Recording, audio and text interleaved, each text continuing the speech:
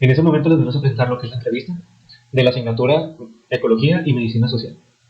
Y pues para no hacer esto un poco más largo, le cedo la palabra aquí a mi entrevistado para que se presente. Cuéntanos un poco acerca de ti, cuál es tu nombre. Adelante. Mucho gusto, soy Raúl Verdugo, estudio medicina en la Universidad Autónoma de Durango, campus Culiacán. Ahorita estoy cursando el tercer año de medicina y pues nada, un gusto aquí poder contestar las preguntas que me tienen. Muy bien, muchas gracias. Pues vamos a entrar de lleno con esta entrevista. ¿Qué le parece? Muy bien, Muy adelante. El curso de esta entrevista sería en cuestión de lo que es el nombre de la asignatura, la medicina social, y me gustaría saber un poco acerca de qué piensas acerca del desarrollo que ha tomado la medicina estos últimos años hasta el día de hoy, si nos favorece o nos podría empeorar lo que es la vida o la salud.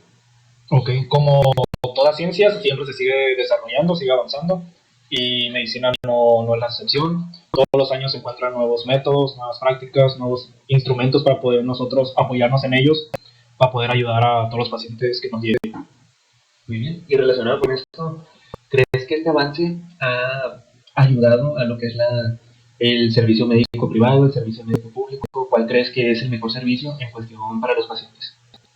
Pues siendo realista, yo creo que siempre el servicio privado va a estar a un nivel por encima del público, ya que en a nosotros o cualquier paciente llegar a una institución privada va a realizar un pago mayor y gracias a este pago mayor va a recibir va a tener mejores posibilidades de tener mayor alcance de ciertos medicamentos, de ciertos tratamientos que solamente se pueden encontrar en un hospital privado. Igual hay mayor cantidad de personal por cada paciente en uno privado, mientras que en el público a veces se encuentran ciertas carencias para dar ciertas atenciones. Y tocaste hay un punto muy importante de cual me gustaría que nos pudieras comentar un poco respecto a lo que es la demanda en cuestión de los pacientes hacia el personal de salud, que pues como sabemos, si de por sí ya en el mundo hay demasiados habitantes, ahora en Culiacán hay demasiadas personas que viven aquí. ¿Cómo crees que puede afectar la demanda paciente-médico en lo que es el servicio médico, en la atención médica? Pues ya se ha visto en algunos casos, como por ejemplo lo fue COVID, que no había suficiente personal, suficientes camillas o camas para atender a todos los pacientes que necesitaban ser ingresados. Por parte de la OMS tenemos el dato de que se necesitan mínimo 3.3 médicos por cada 1000 habitantes.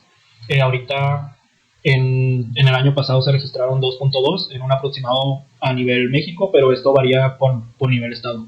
Entonces sería nosotros ver ese dato de cómo estamos a nivel aquí en Sinaloa y sobre todo en Culiacán. Muy bien. Sí, es algunos datos que sí nos podrían llegar a aterrorizar un poco, pero referente a eso hay que ser siempre oportunos y siempre intentar brindar la mejor atención que se le pueda a los pacientes, siempre mantener eso al pie. Y hablando de ese trato médico-paciente, ¿cómo crees más bien crees que se ha dado correctamente esta atención médico-paciente aquí en México? Ya sea me gustaría que nos hablara un poco en cuestión de la atención en el servicio privado y en el servicio público. ¿Cómo crees que es esta relación médico-paciente? En cuanto a mi experiencia, yo he estado en centros de salud privados, en centros de salud públicos. En los dos yo he visto que se ha dado una buena atención médica en los dos casos. No tiene por qué haber una diferenciación en cuanto al trato médico-paciente. No porque pagues o vayas a un sector público, tiene que haber una diferencia en esto. En lo que sí hay diferencia es, como ya mencioné antes, quizás en el alcance de ciertos medicamentos que se necesitan, que a veces no presta el gobierno en algunas instituciones, o en cuanto a exámenes o atenciones que se necesiten, cirugías que no estén a la mano en sectores de instituciones públicas. Muy bien. Recuerdo que hace poco me comentaste acerca de una anécdota, algo que viviste, vaya. Me gustaría que nos compartieras, pues, de preferencia esa historia o si tienes alguna historia relacionada en cuestión del trato que se le ha dado a los pacientes en algunas instituciones médicas o en algún centro de salud. ¿Tienes alguna? Sí, correcto. Yo recientemente realicé prácticas en la Casa de Ancianos, en el Asilo San José, que está cerca del aeropuerto, aquí mismo, aquí en Culiacán. Como mencioné en la pregunta anterior, la atención médica paciente, muy bien. O sea, yo lo que vi es que sí les dan la atención que necesitan en la mayoría de los casos, pero el problema que me mencionaron varios enfermeros o la misma doctora con la que realicé la práctica es de que el gobierno no lleva instrumentos o no les otorga ciertos medicamentos que ocupan. Ahí dentro de ese asilo hay varios pacientes con esquizofrenia o que están en situaciones graves. Ahí mismo han realizado amputaciones, hay casos de necrosis, entonces son pacientes que necesitan atenciones mayores y que a veces no lo tienen al alcance o a la rapidez que se necesita.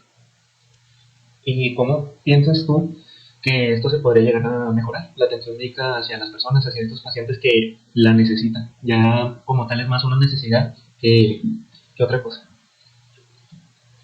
Pues está difícil porque ya hablando en ese caso ya es una institución pública que corresponde al gobierno. Entonces sería meter presión al gobierno para que nos ayude con eso, con lo que ya mencioné.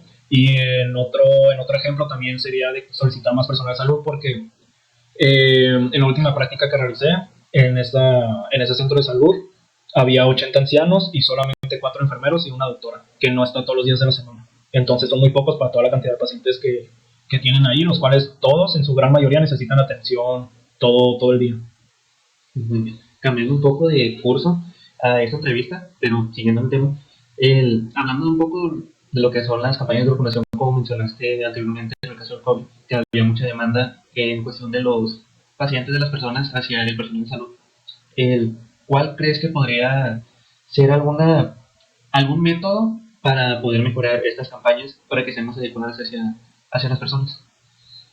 Pues ya llevamos varios años intentando mejorar esto, que sería la atención de primer nivel, que sería la prevención de enfermedades, las cuales pueden ser las campañas de vacunación, las campañas de prevención de embarazo en adolescentes, de diabetes, del dengue, que hay mucho dengue en nuestro estado, es de los estados que más presentan pacientes con dengue en todo México. Entonces, seguir incrementando las campañas para mejorar la atención de primer nivel y concientizando la importancia del primer nivel, porque la mayoría de los pacientes o de las personas enfermas llegan cuando ya su enfermedad está en un punto grave o mayor de lo que realmente se pudo haber llegado en un principio si se le hizo caso a los primeros síntomas o síntomas que presenta. Cambiando un poco más la trayectoria, siguiendo en cuestión de enfermedades y esto, pero ahora enfocándonos en aquellas enfermedades que no podemos ver como tal un signo, un síntoma físico. Ya cuando ya se hace más fuerte, puede haber algunos, pero hablando un poco de las enfermedades mentales, aquellas enfermedades que pueden llegar hasta terminar la vida de una persona, nos gustaría que nos hablaras un poco acerca de ellas en cuestión de lo que es la ansiedad y la depresión. Como tú sabes y nos puedes entender un poco más a nosotros los estudiantes de esta carrera, ¿cómo crees que se podría afrontar en la actualidad estas enfermedades para seguir adelante, para que no nos afecte en nuestra vida diaria, que no nos afecte para llegar a ser profesionistas y poder ayudar a los demás? Ok, como tú mencionas, estas son enfermedades que en primera instancia se diferencian con las otras. En lo que podemos decir, estas son enfermedades mentales, en cambio las otras son enfermedades más físicas, por decirlo de alguna manera. Estas, igual que las otras, nos vamos a basar en los signos y síntomas. En este caso, con las enfermedades mentales o trastornos mentales, los signos es todo aquello que nosotros veamos que presenta el paciente en el medio de la entrevista, ya sea por su medio de actitudes, por su postura, eso es muy importante, y también el cómo se expresan. Eso más que nada en cuanto a los signos, que nosotros es lo que nosotros vamos a observar. Y los síntomas es todo aquello que el paciente o la persona nos diga el cómo se siente, lo que siente cuando se pone mal, cuando se siente mal, cualquier cosa, esos son síntomas que nosotros no podemos dar por desapercibidos. Ya sumando estas dos, junto con todos los parámetros que nosotros podemos estudiar como estudiantes de medicina en la rama de psicología, que nos podemos apoyar en los manuales, por mencionar algunos que son los DSM 1, 2, 3 en adelante, donde mencionan todas las enfermedades mentales importantes junto con los trastornos mentales. Apoyándonos con estos, nosotros podemos identificar y diagnosticar ciertas enfermedades. También mencionar que es muy importante no dejar de lado a alguien que dice que se siente mal, que él cree que puede tener una enfermedad mental.